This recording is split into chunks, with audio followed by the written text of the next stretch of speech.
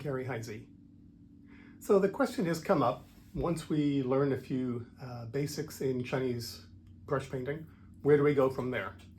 Well, you can continue painting in the traditional manner, and it's a lifelong pursuit to keep working on those techniques, approaches, subject matter, and brush control. But as 21st century American painters, like myself, sometimes that feels a little disingenuous.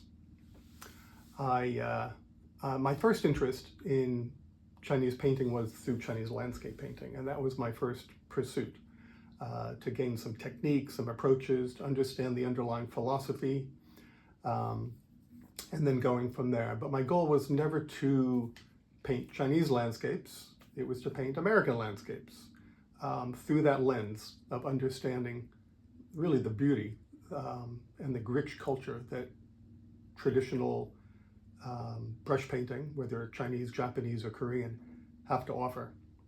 I was never interested in painting pagodas or my figures in the landscape. If I do paint any, they're not in long robes with a walking staff. They're contemporary hikers. But if you know my work, it's rare that there's any figures in my work anyway.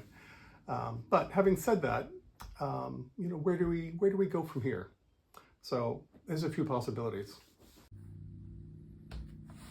Okay, so here's a more or less traditional piece, brush painting, chrysanthemum in what's known as the xieyi. Write the idea is the translation. Write the idea school of painting.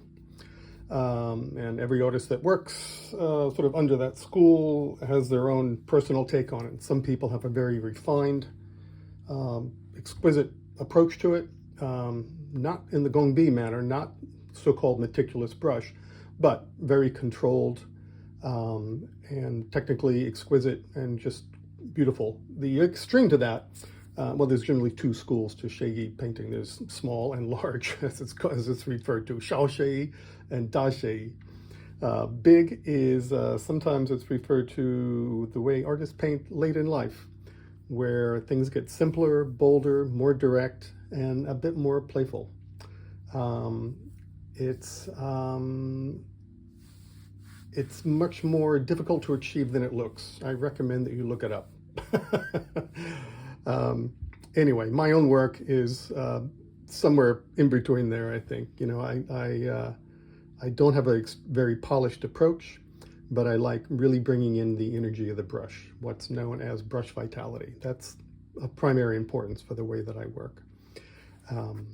Okay, so this is, as I mentioned, more or less traditional approach to painting chrysanthemums in that manner. Refer to my old previous video for more instruction for that sort of thing.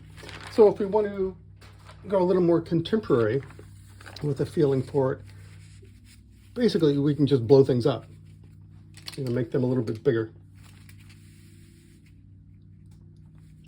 Almost as if you're doing a detail of a previous piece. That's one approach to it. Take an existing painting that you like, that you've done, and expand one of the details there for a full-size painting. It's exactly the same approach as you would do for full-on traditional work. Just do a bit bigger, more vibrant, a little more brush vitality, and go for a big expression.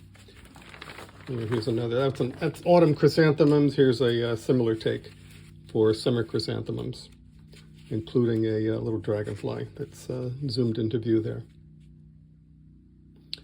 And so you can really have fun with it. One of the reasons this tradition of painting has been around for several thousand years is that inherent to the tradition is the notion of innovation and making it personal, making it yours, having something to say. The Chinese have been painting bamboo, for example, for a couple thousand years. Is it because bamboo is all that exciting? Well, in some respects it is. But it's a vehicle for putting your own ideas down. Okay, I've got a quick, and I do mean quick, demonstration of the autumn painting coming up for you.